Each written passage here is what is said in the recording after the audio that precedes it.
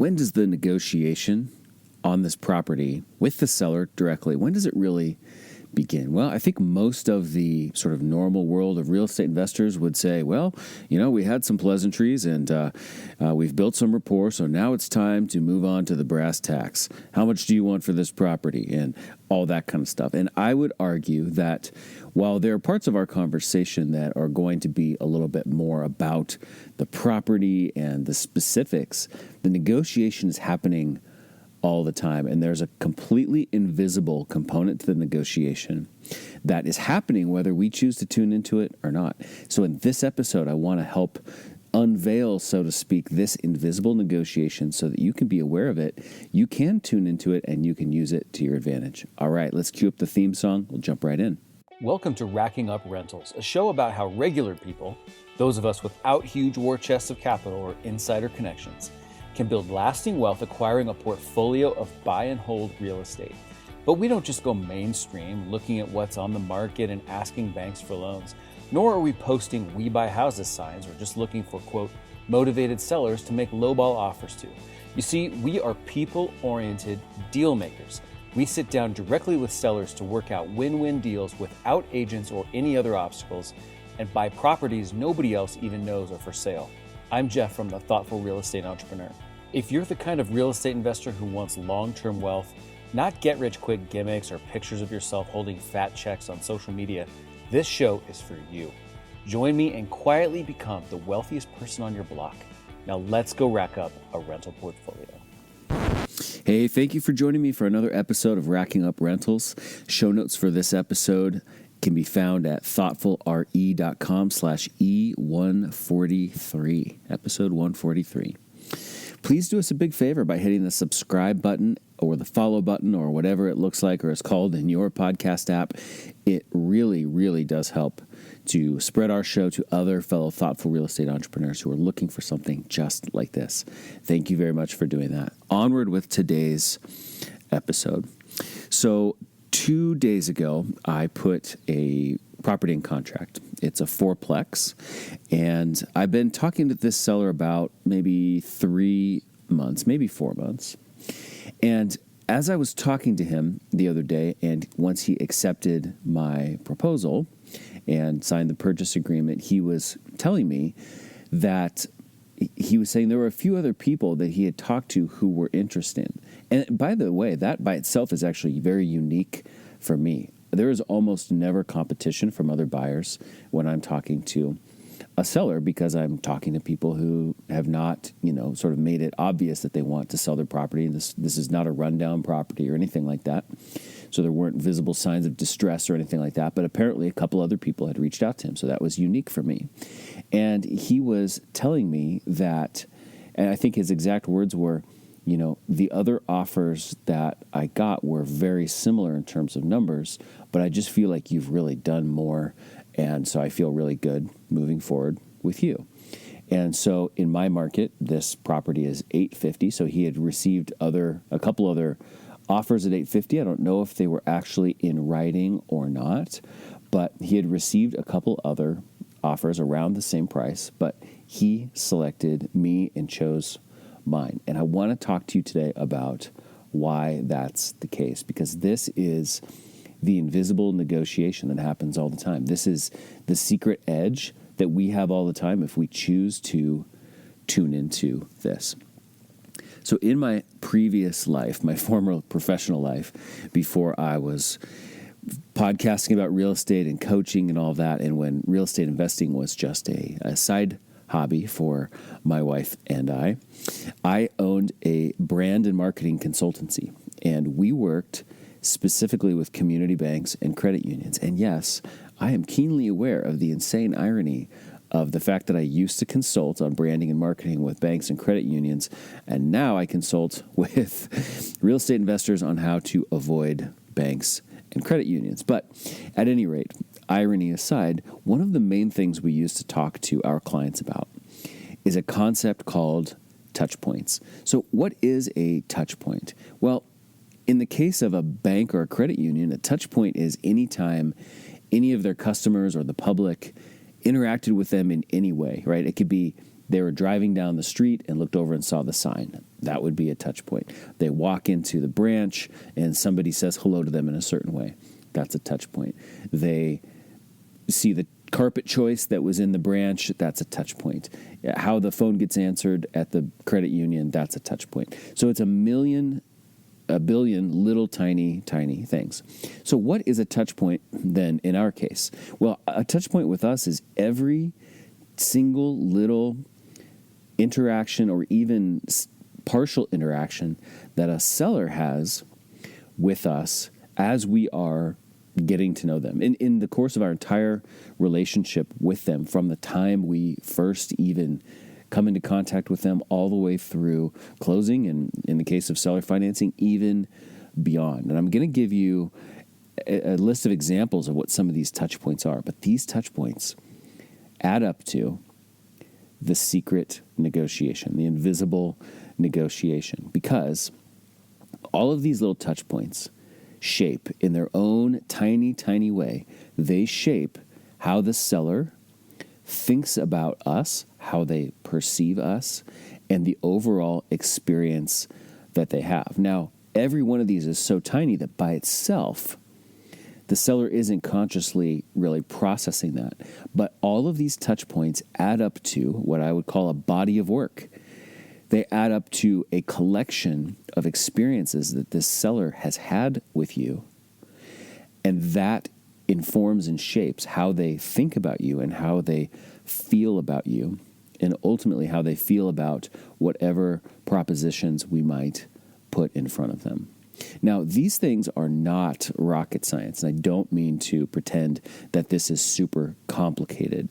However, we're not really used to, generally speaking, thinking about the tiny little details. We're kind of thinking about the big moves, right? We're thinking about, is it 850 or is it 870 or is it 825? And is the closing date going to be this one or that one? And was I polite on the phone? And those are good. Those are important, but those are much bigger topics. Was I polite on the phone is one way to look at it, but then you could break that down into 20 little smaller things that are really the touch points that comprise that larger topic. So I want to just share a few examples with you to give you a sense for all of these little things that you can start to kind of open your eyes and your ears to. I mean, because when you open your eyes and your ears to these little touch points, and you start to really appreciate that every single one of them actually does matter, then you can start being very thoughtful and intentional about crafting each one of those tiny little touch points in a very deliberate manner.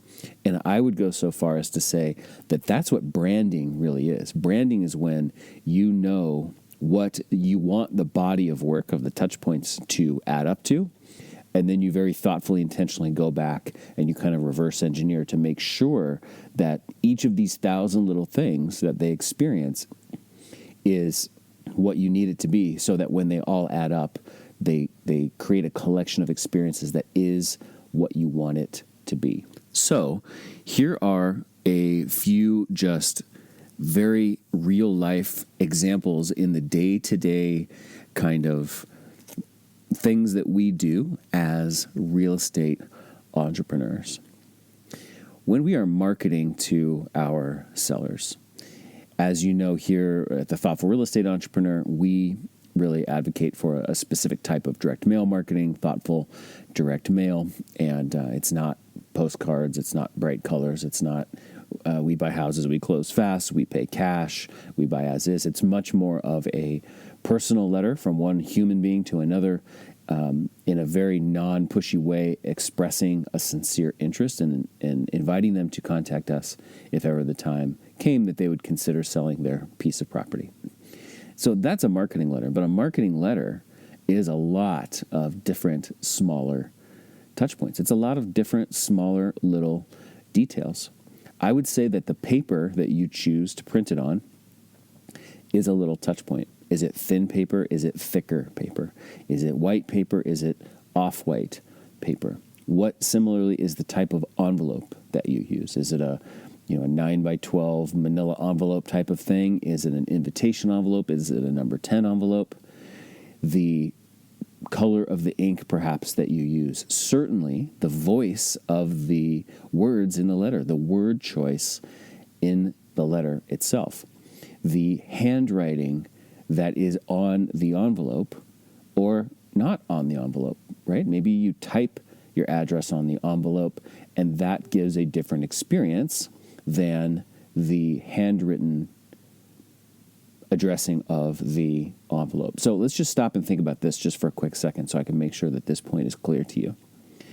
It's not that there's a right type of paper or a wrong type of paper, but I can assure you that when you receive a letter that's written on thin, flimsy, cheap-feeling white paper, and then you at the same time receive a second letter that's written on what feels like nice, heavy, thick, expensive resume stock type of paper, you perceive those two letters differently.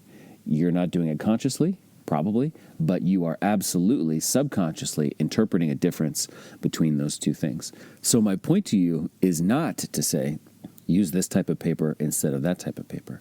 My point to you is to say, note that what type of paper you choose has an impact on the overall experience you deliver.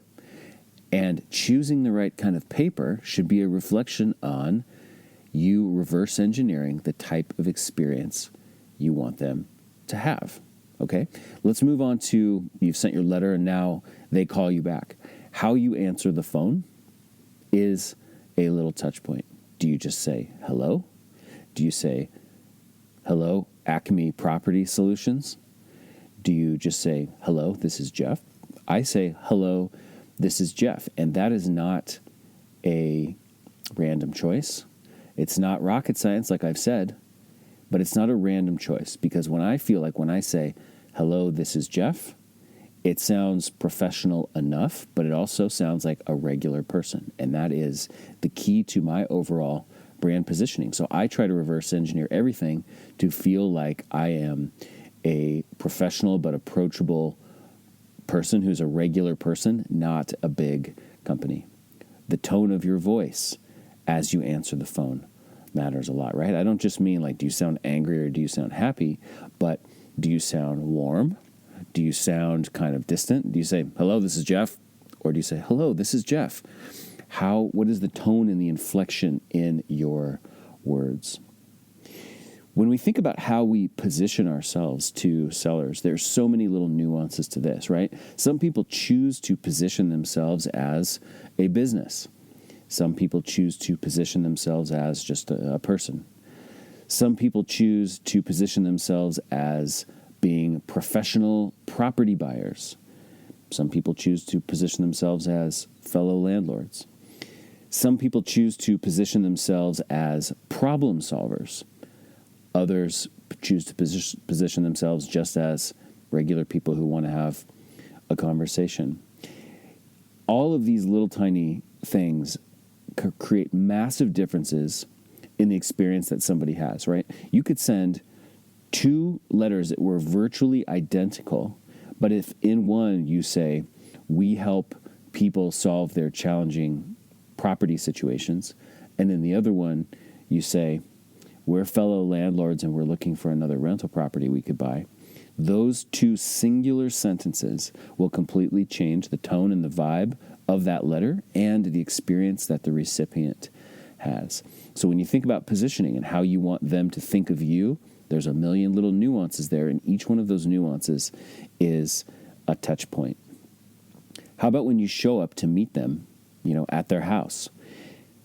When you show up in a brand new model BMW 7 Series, and when you show up in a 5-year-old Toyota 4Runner, or if you show up in a 10-year-old Camry with some dents in it, those three things deliver different experiences. They make people think of you differently. Again, I'm not saying one is better or worse than the other, but we have to know that how we show up physically, how we roll into the driveway, has an impact on how they think of us. So we need to be intentional about creating that experience so that it does lead to the invisible negotiation that we want to have. I could tell you a story about how I obsessed for months over like what was the right type of car to have, and I was really concerned that I didn't have the right type of car. And then I had a weird experience where a car caught on fire and it was totaled, and I had to go replace that car. And I just obsessed over thinking about what exactly was the right type of vehicle that would send the exact kind of message that I wanted to have, because I was rolling into driveways all the time, and I knew that people were silently and subconsciously formulating their perspective of me based on many things, but not the least of which was what type of car was showing up in their driveway. So what type of car matches the positioning that you might want to have? How do you show up dressed, right? Do you show up wearing tennis shoes and shorts? Do you show up in collared shirts always? Do you show up wearing leather dress shoes? Do you show up wearing a sport coat? Do you show up wearing a dress? You know, whatever it is, there's no right or wrong answer, but there is intentional answers, and there's random and unintentional, unthoughtful decisions you can make here. So I encourage you to be very, very thoughtful and intentional, of course, about whatever you choose, right? When you show up at their house and your appointment is for 10, it gives somebody a different impression if you show up at 9:55, 10 o'clock on the dot, or 10:05. Those are three different experiences. Not one is right necessarily versus wrong, but there are little clues that you are giving the seller about you and who you are.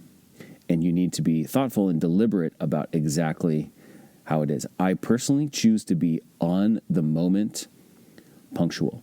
Like if I show up into their neighborhood 5 minutes early, which I often do because I'm trying to make sure I'm not going to be late, I will park around the block until 1 or 2 minutes before the appointment, and then I will cruise up and I will pull up on the curb or in their driveway or whatever and walk up and knock on the door exactly as the clock is striking, 10 a.m., because that's what we agreed to. And that's how I choose to do it. That doesn't mean that's how you have to choose to do it, but that's how I choose to do it. Now, how do you enter their home? This, you're probably thinking, wow, but you probably walk through the door. That's how you enter their home. But you know what I love to do? This is one of my favorite examples of touch points, because I think it's a vivid example and it's just dead simple. But when somebody says, oh, welcome, come on in, and you take one step through the threshold, you could, and this is what I do, pause and say, oh, would you like me to take my shoes off? Now, I don't really care if they want me to take their shoes off or not. I'm happy to take them off. I'm happy to leave them on. My personal preference would just be to leave them on. But I am creating an experience for them with that question. It doesn't matter what the answer is. What matters is that they heard me asking a very, very considerate question. And that is very intentional. So that's one of my favorite little things to do. How do you leave their home? Well, a lot of times, what's funny, and maybe you've had this experience if you've sat in a lot of living rooms or kitchen tables like I have, the seller invites you in, they're like, would you like a glass of water or would you like a cup of coffee? And I usually just answer how I'm honestly feeling. I don't always say yes or say no, but if I'm thirsty or a cup of coffee sounds good, I say yes. But here's the funny thing. What happens with that cup of coffee when you go to leave? If you've finished it, if you haven't finished it, whatever, there's a cup of coffee sitting there and you're about to leave. And so you have this choice where, like, do I just leave it sitting on the coffee table or sitting on the kitchen table? Do I just carry it over to the sink myself? Do I open up their dishwasher and start putting it in? Or here's what I choose to do. I say, oh, what would you like me to do with this cup? Again, that question, I don't care how they answer it. I just want them to see that I wasn't going to just leave the cup sitting there. That's how I choose to handle it, because that aligns with the brand that I want them to be experiencing with me through every tiny, tiny, tiny little touch point. I often send thank you cards. I feel like you can't send too many thank you cards in this business that are handwritten with just a nice, short, sincere message. It was nice to meet you. Thank you so much for letting me come over. I'm so grateful to have the opportunity to speak about this with you. I'm excited to continue our conversation, whatever it might be. But what's the thank you card look like? Does it look like it just came out of a factory? Does it look like it's sort of a handmade thing? Is it in your writing? Does it show up the day after your meeting? Does it show up a week later? Little nuances are touch points. The questions you ask say a lot about you, right? For instance, the shoes question, the coffee cup question. But the questions you ask, even about the property more directly and literally, say a lot about you too, right? You can create a touch point just by asking the types of questions. I love, and this is what I coach my clients in the deals workshop and one-on-one coaching clients about. I love to ask a seller what they want to see happen. And we have sort of a special way that we do that in our program. But at the end of the day, it's basically asking them what they would like to see happen. And when you ask somebody what they'd like to see happen, that in itself shapes their perception of you, because it shows them that you're not just thinking about you and what you want. You're actually thinking about them and wanting to make sure that you're going to create and propose something that's going to be good for them. So even asking that question is a thoughtful indication of who you are. When you're in the meeting with them, are you sitting there scribbling on a notepad, taking notes? Or are you just quietly listening and engaging in the conversation and asking thoughtful follow-up questions and basically just recording the conversation in your memory so you can take notes later? I'm not saying there's one way that's right or wrong to do it, but absolutely no. Those two things create very, very different experiences for the person on the other side of the conversation. If the seller is sitting on their side of the room, looking at you sitting on their couch, and you've got your head down just madly scribbling notes, versus you've got your notebook closed and you're looking at them and listening and making eye contact, they have a different experience with those two different things. So I could go on for days probably listing out the million different little touch points, because there are truly a million different little touch points. And the point of this, though, is not to give you a 1,000-page checklist of touch points to work on.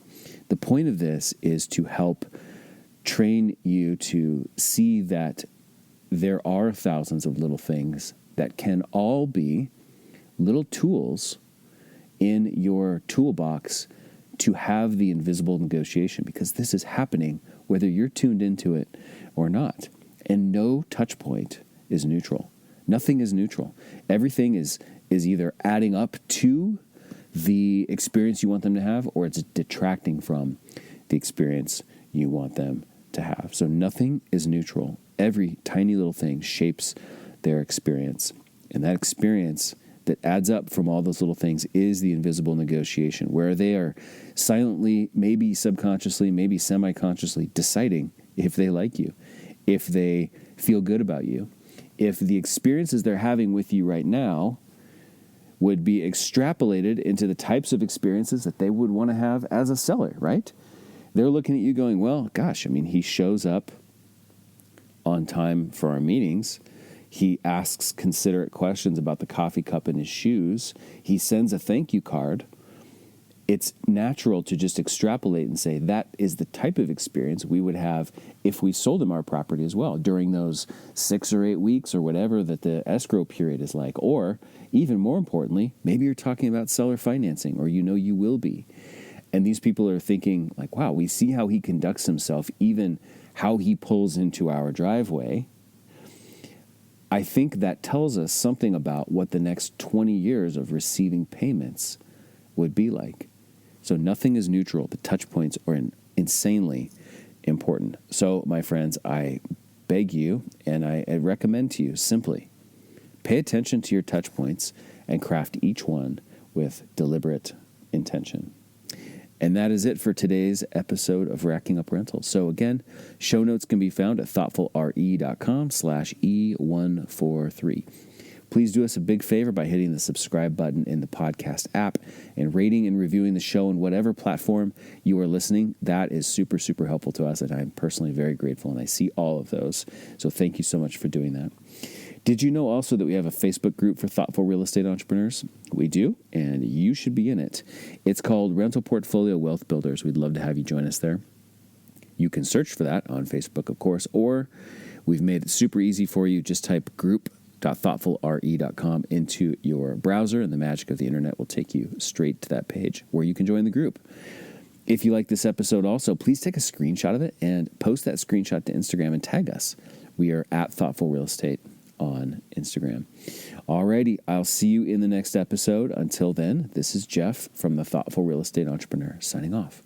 Thanks for listening to Racking Up Rentals, where we build long-term wealth by being win-win deal makers. Remember, solve the person to unlock the deal and solve the financing to unlock the profits.